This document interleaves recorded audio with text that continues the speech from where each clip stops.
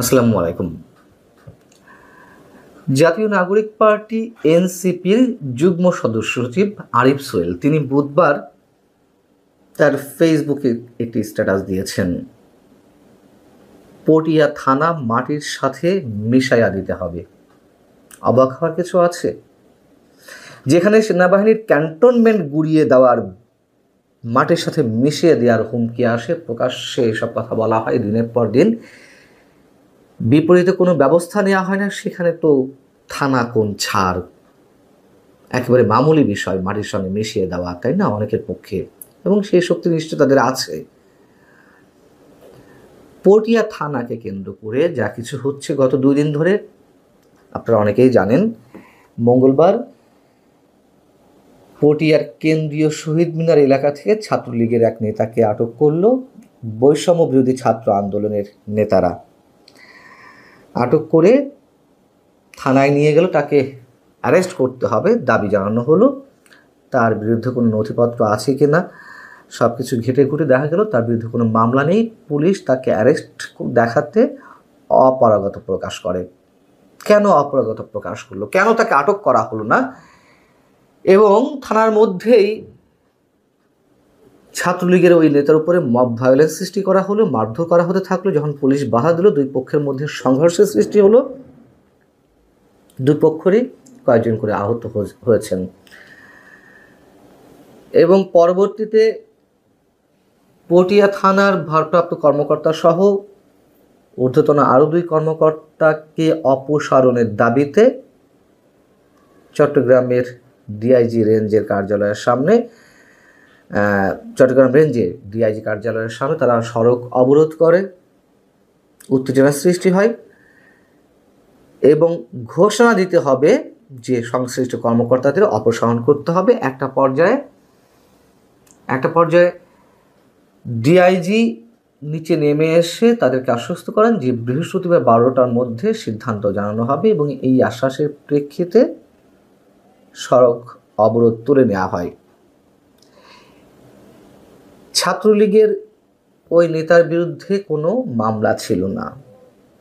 এমনকি যেহেতু ছাত্রলীগ এখন নিষিদ্ধ একটি সংগঠন, সেই সংগঠনের পক্ষে কোনো ধরনের কার্যক্রম বা কোনো ধরনের প্রচারণায় লিপ্ত থাকার কোনো প্রমাণ পাওয়া যায়নি। তাহলে তাকে কেন আটক করতে হবে? দেশে আওয়ামী লীগের যে কোটি কোটি সমর্থক ভোটার নেতাকর্মী আছে, তার মানে কি এই তাদের যাকেই পাওয়া যাবে তাদেরকে আটক করতে হবে, পুলিশকে অ্যারেস্ট করতে হবে, জেলে পড়তে হবে, অথবা দেশ ছাড়তে হবে, নতুবা মবের শিকার হতে হবে, গণপিটুনিতে মেরে ফেলতে হবে? এই প্রশ্নগুলোর উত্তর কে দিবে? এর আগে খুলনাতে আমরা দেখলাম খুলনা মেট্রোপলিটন পুলিশের সদর দপ্তরে তালা লাগিয়ে দেওয়া হলো। একটা পর্যায়ে এর 1 দিন বা 2 দিন পরে যখন খুলনা গেলেন প্রধান উপদেষ্টা প্রেস সচিব মিস্টার শফিকুল আলম, তাকে অবরুদ্ধ করে রাখা হলো। কেএমপি কমিশনারকে অপসারণ করতে হবে, এই ঘোষণা দিতে হবে। 4 থেকে 5 ঘন্টা অবরুদ্ধ করে রাখা হলো। যদিও প্রেস সচিব বলেছে যে না, তাকে অবরুদ্ধ করে রাখা হয়নি, তার কাছে দাবি জানাতে গিয়েছিল বৈষম্য বিরোধী ছাত্র আন্দোলনের নেতারা। দাবি জানাতে গেলে 4-5 ঘন্টা কেন আটকা থাকতে হবে? কেন সেনা সদস্য সহ যৌথ বাহিনীর সদস্যদেরকে সেখানে যেতে হবে তাকে উদ্ধার করতে? তিনি অবরুদ্ধ হয়েছিলেন কারণ এইগুলো নাকি মব নয়, এগুলো প্রেশার গ্রুপ। উৎসাহ উদ্দীপনা যেখান থেকে যতটুকু যা পাওয়ার সেটুকু তারা পাচ্ছে, কোনো কমতি নেই। হাসনাত আবদুল্লাহ বুধবার একটি সমাবেশে বলেছেন, আওয়ামী পন্থী বিএনপি পন্থী পুলিশ চায় না, এনসিপি পন্থীও পুলিশ চায় না। কথার কথা বলতে হয়, তাই বলছে এনসিপি পন্থী পুলিশ চায় না। অবশ্যই তারা এনসিপি পন্থী পুলিশ চায়, পুরো বাংলাদেশটাকে তাদেরকে ইজারা দেওয়া হোক, সেই দাবিটি তারা জানাতে বাকি আছে। এবং হাসনাত আবদুল্লাহ এই কথাও বলেছেন যে যদি পুলিশ কথা না শোনে, যদি পুলিশ মানুষের পাশে না দাঁড়ায়, এগুলো তো সব রাজনৈতিক বক্তব্য, তাহলে আবারও 5 আগস্টের সৃষ্টি করা হবে। তাহলে তো বুঝতে পারলাম 5 আগস্টের আগে পরে পুলিশকে কারা হত্যা করেছে, শত শত পুলিশকে। যদিও প্রকাশ্যে এর আগে শোনা গেছে বিএনপি জামাতের নেতাকর্মীরা পাল্টা দাবি করছে যে কারা পুলিশকে হত্যা করেছে। স্বঘোষিত নিজেদেরকে খুনি হিসেবে আত্মপ্রকাশ করছেন, বলছে যে আমি হত্যা করেছি, অমুকে বলছেন আমি হত্যা করেছি। পুলিশ হত্যার বিচার হবে না। পুলিশ তাহলে কিভাবে কাজ করবে? এই যে পুলিশের উপর আক্রমণ 5 আগস্টের আগে পরে সারা দেশে আইন শৃঙ্খলা পরিস্থিতি যে ভেঙে পড়ল, তারপরে চেষ্টা করা হলো পুলিশের মনোবল ফিরিয়ে আনতে, কাজে যোগ দেওয়ার জন্য সবাইকে বলা হলো। এই পুলিশ আর কিভাবে কাজ করবে? এবং এটাই চাওয়া হচ্ছে এই পুলিশ যাতে আর সক্রিয় না হয়, তারা নতুন নতুন লোক নিয়োগ দেবে।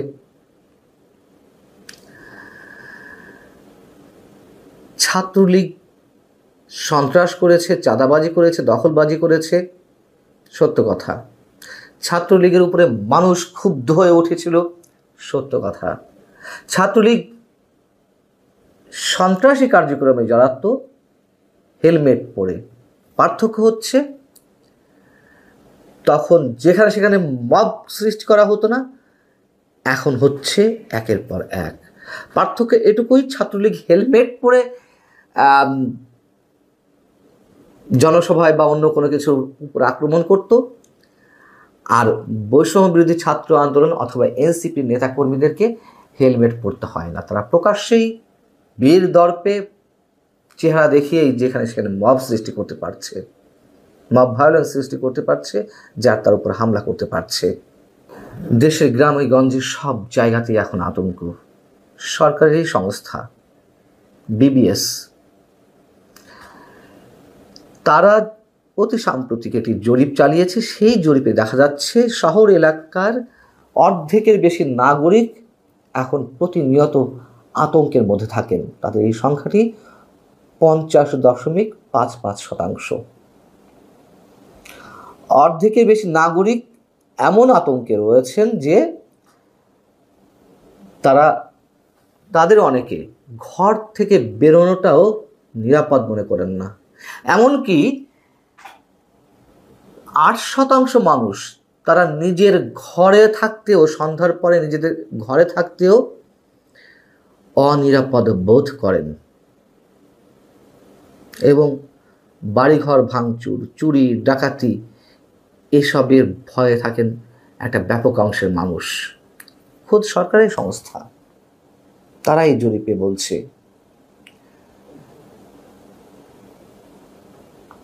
বুধবার চট্টগ্রামে বৈষম্যবিরোধী ছাত্র আন্দোলন এবং এনসিপির নেতাকর্মীরা যে সড়ক অবরোধ ঘন্টার পর ঘন্টা করে রাখলো, জনভোগান্তির সৃষ্টি করলো, তাদেরকে বোঝাতে গিয়ে অবরোধ তুলে নেওয়ার জন্য সেনা সদস্যদের যে অনুরোধ ছিল, সেখানে সেনা কর্মকর্তাদের বলতে শোনা গেছে, মাইকিং করতে শোনা গেছে, আপনারা যা শুরু করেছেন তাতে মানুষের সমর্থন হারাবেন। সমর্থন তো এই মুহূর্তে একেবারে তলানিতে গিয়ে পৌঁছেছে। কেউ প্রকাশ্যে হয়তো তেমনভাবে প্রতিবাদ করতে পারছে না, মানবাধিকার কর্মীরাও একেবারে চুপসে গেছেন, কথিত সুশীল সমাজকে দেখা যাচ্ছে না। অতএব মানুষ এখন ভিতরে ভিতরে ক্ষুব্ধ হচ্ছে। এর স্ফুলিঙ্গ ছড়াতেও সম্ভবত সময় লাগার কথা নয়, এর আগের অভিজ্ঞতা আমাদের বলে।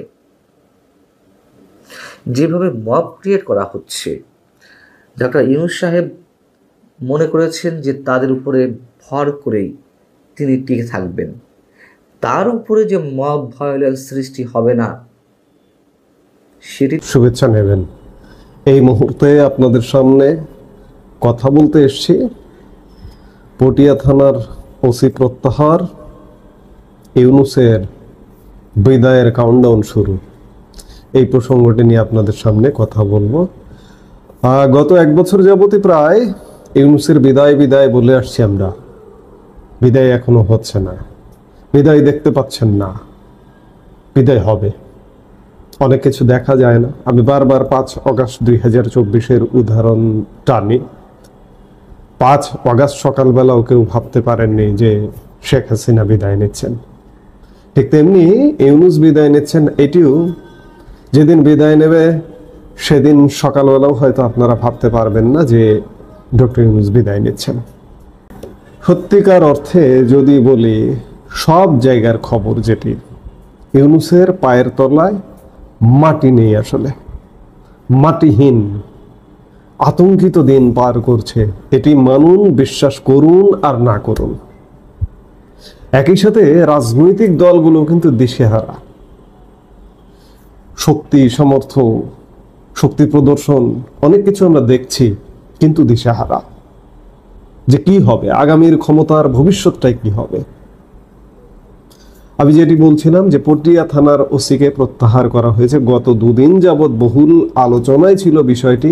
গতকাল রাত 10:30টায় অন্যায়ভাবে পটিয়া থানার ওসি অন্যায় দমন করতে গিয়ে অন্যায়ভাবে পটিয়া থানার ওসিকে প্রত্যাহার করে চট্টগ্রাম রেঞ্জের ডিআইজি কার্যালয়ে তাকে সংযুক্ত করা হয়েছে।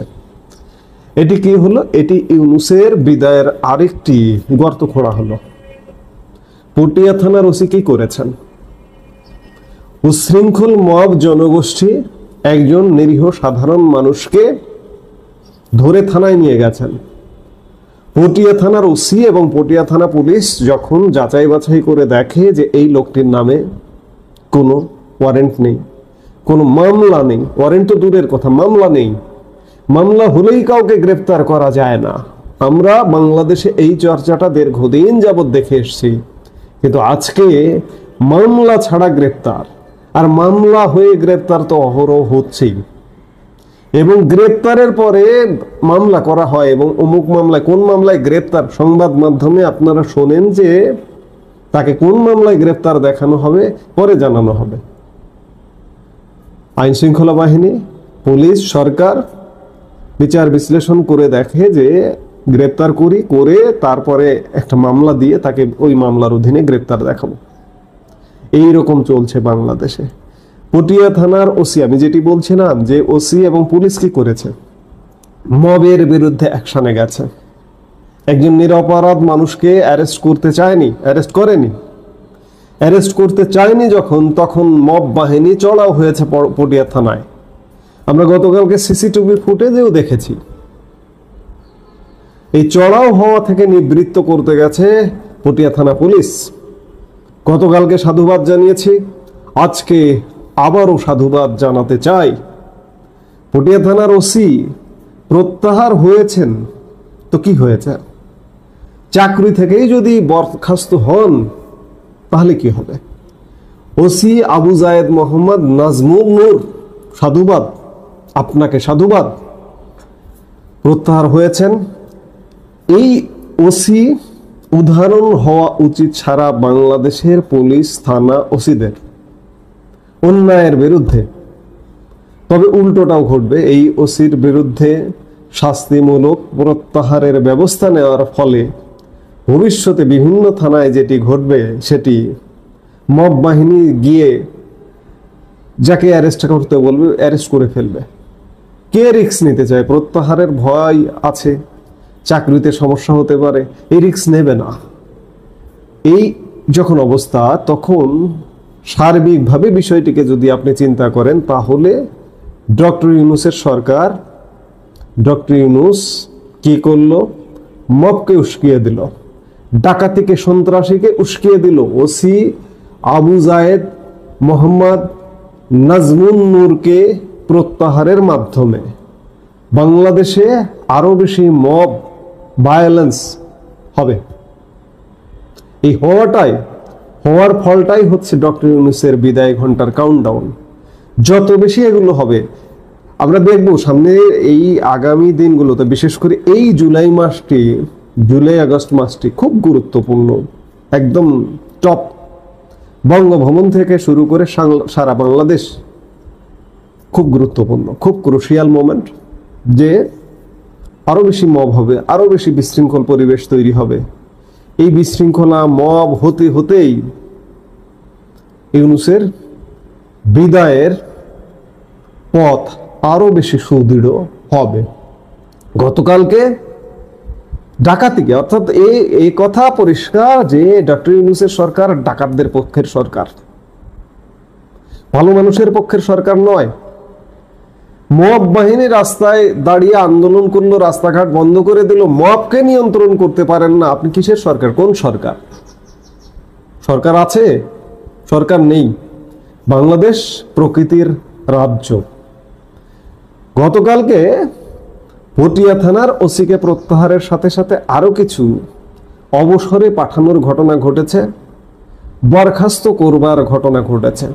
গতকালকে এনবিআর এর 4 কর্মকর্তাকে অবসরে পাঠানো হয়েছে গতকাল বুধবার। জাতীয় রাজস্ব বোর্ডের আন্দোলনের সাথে থাকা 4 জন ঊর্ধ্বতন কর্মকর্তাকে বাধ্যতামূলক অবসরে পাঠিয়েছে সরকার। 3 জন এনবিআর সদস্য এবং 1 জন কর কমিশনার। চাকরির বয়স কাল 25 বছর হওয়ায় বুধবার অভ্যন্তরীণ সম্পদ বিভাগের পৃথক প্রজ্ঞাপনে তাদের অবসরে পাঠানোর আদেশ দেওয়া হয়। এর আগে এনবিআর চেয়ারম্যানের অপসারণ দাবিতে এনবিআর এর কর্মকর্তা কর্মচারীদের কমপ্লিট শাটডাউন কর্মসূচির সময় চট্টগ্রাম কাস্টমস হাউস বন্ধ রাখায় সেখানকার কমিশনার মোহাম্মদ জাকির হোসেনকে মঙ্গলবার সাময়িক বরখাস্ত করা হয়। সরকার দিশেহারা। একটা সরকার যখন দিশেহারা হয়ে পড়ে তখন নানা রকম নিজেদেরকেই ধ্বংস করবার একের পর এক পদক্ষেপ নিতে থাকে। এই পদক্ষেপগুলো সেগুলিরই ফলশ্রুতি। গতকালকে বহুল আলোচিত ম্যাজিস্ট্রেট, একজন নবীন ক্যাডার সার্ভিসের নবীন কর্মকর্তা তাপসী তাবাসসুম উর্মি, লালমনিরহাট জেলা প্রশাসনের সাবেক নির্বাহী ম্যাজিস্ট্রেট, তাকে বরখাস্ত করা হয়েছে। বুধবার জনপ্রশাসন মন্ত্রণালয় থেকে এ সংক্রান্ত প্রজ্ঞাপন জারি করা হয়। অর্থাৎ সরকার একের পর এক আত্মঘাতীমূলক সিদ্ধান্ত নিচ্ছে। পটিয়া থানার ওসিকে প্রত্যাহার, এনবিআর কর্মকর্তাদের অবসরে পাঠানো, তাপসী তাবাসসুম উর্মিকে বরখাস্ত করা, এগুলো সরকারের দিশেহারা অবস্থারই বহিঃপ্রকাশ। এই দিশেহারা অবস্থা থেকে সরকারের বিদায়, ইউনূস সরকারের বিদায় ঘন্টা বেজে উঠবে।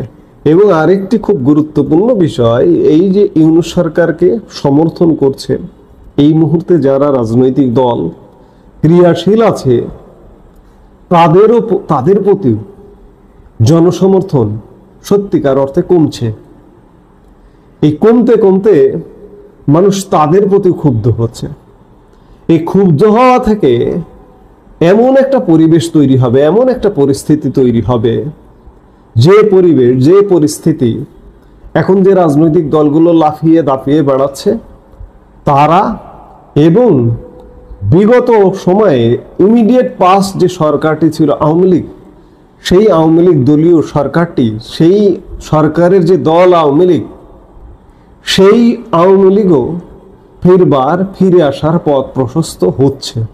যত এ ধরনের আত্মঘাতী ঘটনাগুলো ঘটবে, একদিকে সরকার বিদায়ের কাউন্টডাউন হচ্ছে এবং সরকার যত বিতর্কিত কর্মকাণ্ড করছে, বর্তমান যে রাজনৈতিক দলগুলো আছে এই বিতর্কের দায় এই রাজনৈতিক দলগুলোর উপরেও পড়ছে।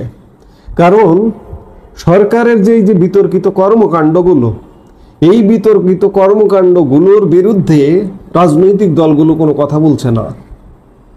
কথা যখন বলছে না তখন দায় তাদের উপরে পড়বে। এই করতে করতে এমন একটা পরিস্থিতি ক্রিয়েট হবে, আমি বলবো না, আপনি বলবেন যে কিভাবে হবে, আমি তো কিছু দেখছি না, সাদা চোখে তো আমি কিছু দেখতে পাচ্ছি না, সামনে কিছুই নেই, হঠাৎ চলে আসবে। আমি আলাপটা শুরু করেছিলাম 5 অগাস্ট ভাবেননি যে শেখ হাসিনার পতন হবে, ঠিক তেমনি ইউনূসের হঠাৎ পতন হবে। ইউনূস যেদিন বিদায় নেবে সেদিনও জানবেন না সকালে। এবং এমন একটি ব্যবস্থা আসবে, এমন একটি সিস্টেম আসবে, এই রাজনৈতিক দলগুলো অজনপ্রিয় হয়ে উঠছে। সরকার, ইউনূস সরকার তো অনির্বাচিত সরকার, সেটা তো বিদায় নেবেই। এমন একটা ব্যবস্থা আসবে, এসে এমন একটি নির্বাচন হবে সব দলের অংশগ্রহণে, এবং অংশগ্রহণে নির্বাচন হয়ে সেই আওয়ামী লীগ আবার ফিরে আসবে, ক্ষমতায় আসবে। কারণ সার্বিক বিচার বিশ্লেষণ করে আমরা ভেবেছিলাম যে আওয়ামী লীগের খুব সহসা ফিরে আসাটা খুব কঠিন। হ্যাঁ, এটি ঠিক যে এখনো ফিরে আসা কঠিন, কারণ আওয়ামী লীগের সাংগঠনিক ভিত্তি অনেক দুর্বল, নেতৃত্বের অনেক দুর্বলতা আছে। আওয়ামী লীগের বিপুল জনপ্রিয়তা এই মুহূর্তে, বিপুল। কারণ এই যে অপকর্ম অন্যায়গুলো সব দায় কিন্তু ইউনূস সরকারের এবং এই রাজনৈতিক দলগুলোর পড়ছে, বিএনপি, জামাত, এগুলোর উপরে পড়ছে। আওয়ামী লীগের উপর এখন দায় চাপানোর কোনো সুযোগ নেই। সেই জায়গায় আওয়ামী লীগ বিপুল জনপ্রিয়, কিন্তু শঙ্কা যে এই জনপ্রিয়তাকে আওয়ামী লীগ ক্যাশ করবে কিভাবে। শেষ পর্যন্ত আওয়ামী লীগ নেতৃত্ব যদি দুর্বল থাকে তাও এটি উতরায় যাবে। কারণ এত বেশি জনবিরোধী কাজ হচ্ছে বাংলাদেশে, এই জনবিরোধী কাজগুলোই সে আওয়ামী লীগকে ফেরায় নিয়ে আসবে। কারণ আওয়ামী লীগ এই মুহূর্তে নেই, এই মুহূর্তে দোষ দেওয়ার মতো অবস্থায় আওয়ামী লীগ নেই। সেই জায়গা থেকে ইউনূসের কাউন্টডাউন শুরু হয়ে গেছে। কাউন্টডাউন শুরুরই এক একটা পদক্ষেপ, মবের বিরুদ্ধে অ্যাকশন না নিয়ে মবের পক্ষে যাওয়া, পটিয়া থানার ওসিকে প্রত্যাহার, এনবিআর কর্মকর্তাদের অবসরে পাঠানো বাধ্যতামূলক, উর্মিকে বরখাস্ত করা, এরকম শত শত ঘটনা ঘটিয়ে যাচ্ছে সরকার, যেগুলো ইউনূসের বিদায় ঘণ্টা বাজিয়ে দিচ্ছে। বাংলাদেশের এখনকার রাজনৈতিক দল যেগুলো কাজ করছে তাদের জনপ্রিয়তাতে ভাটার টান পড়ছে। এইভাবেই বাংলাদেশে আবারও একটি পরিবর্তন আসবে, পরিবর্তন হতেই থাকবে। কারণ বাংলাদেশে এভাবে হয়তো চলতেই থাকবে। কারণ কেউ যদি মনে করে বাংলাদেশে যে একটি পক্ষকে বাদ দিয়ে দেশ চালাবে, রাজনীতি করবে, অসম্ভব। এই অস্থিরতা বন্ধ হবে না। আজকে অন্যান্য রাজনৈতিক দলগুলো মনে করছে যে আওয়ামী লীগকে বাদ দিয়ে চলবে, হবে না। নির্বাচন করে এই রাজনৈতিক দলগুলোর মধ্যে একজন ক্ষমতায় যাক, একটি রাজনৈতিক দল, তাও দেশ ঠান্ডা হবে না। কারণ বাংলাদেশের বিপুল জনগোষ্ঠীকে আওয়ামী লীগকে বাদ দিয়ে নির্বাচন করে হবে না। আবার আওয়ামী লীগও যদি মনে করে যে আওয়ামী লীগ ধরুন আসলো, এসে এদের সবাইকে বাদ দেবে, হবে না। ঐক্যের বাংলাদেশ প্রতিষ্ঠিত হবে না, স্বাভাবিক বাংলাদেশ প্রতিষ্ঠিত হবে না, স্বাভাবিক বাংলাদেশ চলবে না, সেটি অ্যাবনর্মাল বাংলাদেশ চলবে। এই জন্য সবাই রাজনীতি করবে। এই পরিবেশ যতক্ষণ পর্যন্ত না হবে বাংলাদেশে, ততক্ষণ বাংলাদেশ শান্ত হবে না। এই মুহূর্তে এ পর্যন্তই। সবাই ভালো থাকুন, সুস্থ থাকুন। আমাদের ভিডিওগুলো নিয়মিত পেতে সাবস্ক্রাইব করুন Sajjad Kadir and the legends YouTube channel এবং লাইক, কমেন্ট, শেয়ার করে সাথে থাকুন।